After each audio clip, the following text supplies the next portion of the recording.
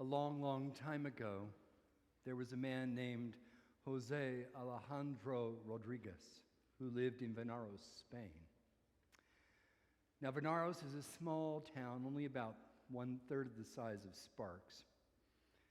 It gets those wonderful ocean breezes because it's on the east coast of Spain, next to the part of the Mediterranean called the Iberian Sea. In the early afternoon on that day, Jose Alejandro Rodriguez was in the marketplace shopping for his evening dinner. He had just purchased some fresh shrimp and vegetables to make his evening paella and was walking home. Rounding the corner of the marketplace, who does he run into but death? As you can imagine, that was quite a shock. Oddly, death seemed to be shocked to see him too. Jose Alejandro Rodriguez dropped his bag full of fresh shrimp and vegetables and ran for it. He got home, slammed the door, and locked it securely. Leaning back against the door, gasping for air, he tried to calm himself down and think clearly. Jose Alejandro Rodriguez, he said to himself. He always used his full name. Death has seen you. You're done for. But Jose Alejandro Rodriguez always considered himself very clever, and he thought, but death is looking for you here in Venaros. You've got to make a run for it. So that very hour, he saddled his fastest horse and galloped north along the coast about 125 miles to the great city of Barcelona, arriving around 10 o'clock that night. Now, Barcelona is the second largest city in Spain, 1.6 million, twice the size of San Francisco. And Jose Alejandro Rodriguez finally stopped and caught his breath and thought, there are so many people here, death will never find me. Walking his exhausted horse, he rounds the corner to his hotel, and waiting for him there is death. It's time, Jose Alejandro Rodriguez, death said. You see, death likes to use full names too. Seeing it was no good arguing, Jose Alejandro Rodriguez said, can you answer just one question before you take me? Death was not unreasonable. All right, one question. Jose Alejandro Rodriguez asked, when you saw me in the marketplace in Venaros, you seemed shocked to see me. Why? Oh, I just didn't expect to see you there, said Death. I knew we had an appointment tonight in Barcelona.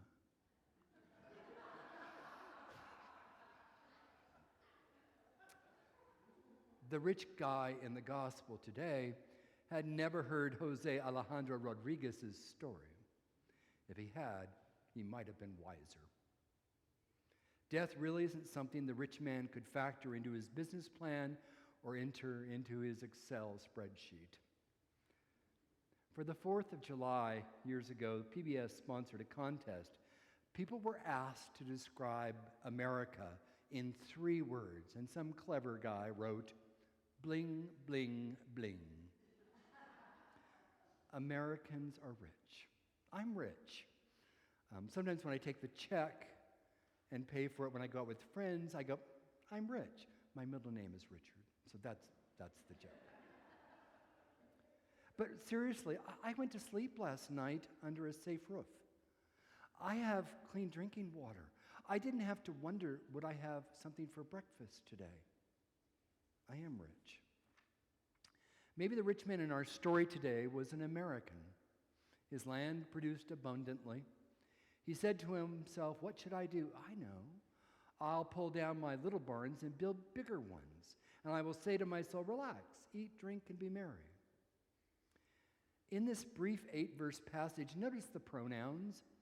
In order, they are I, my, I, my, I, my. But God said, you fool, this very night your life is demanded. Whose will all these things be? When we come in touch with death from a friend or a loved one, even an acquaintance, suddenly we can see more clearly what's important in life. Religious or not, we know there's more to life than possessions.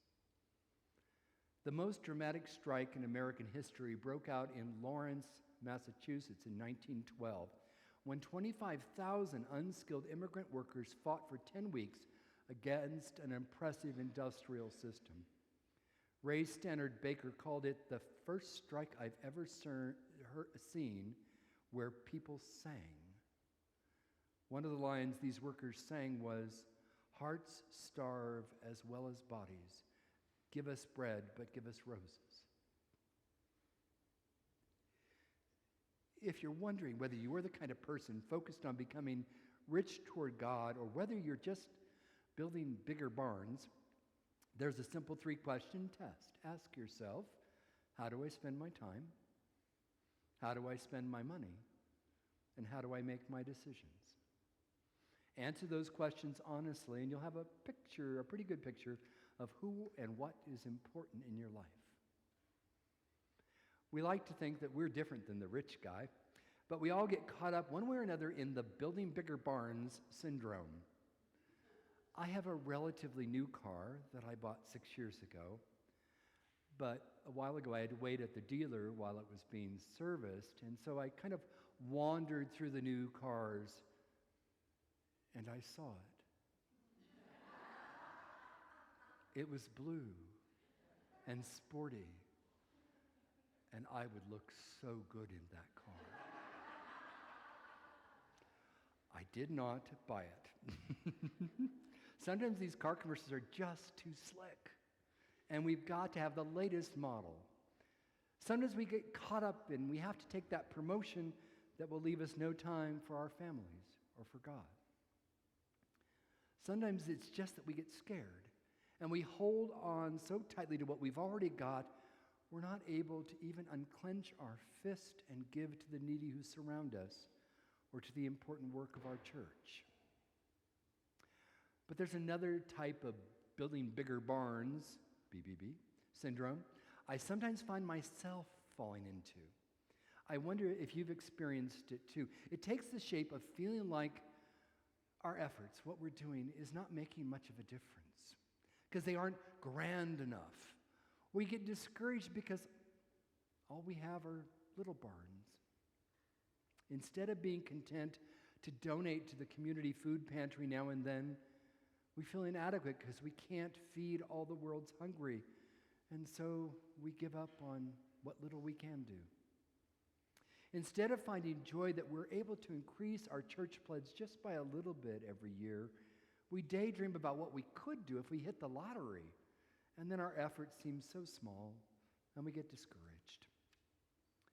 Instead of paying attention to the 9 times that we were patient and calm and kind today, we spend our evenings ripping ourselves to shreds for the one time we were a little short with someone. Someone once said, "Perfection is the enemy of the good."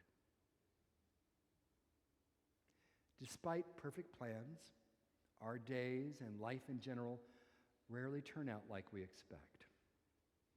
Richard Rohr, a Roman Catholic priest and theologian, speaks in his writings of 2 main spiritual tasks we must accomplish in our lives. The task of the first half of life is to create a proper container for our life and ask some central questions. Who am I? What makes me significant? How can I support myself?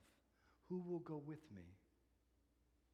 The task of the second half of life is quite simply to find the actual contents that this unique container was meant to hold and deliver. In other words, the container is for the sake of the contents.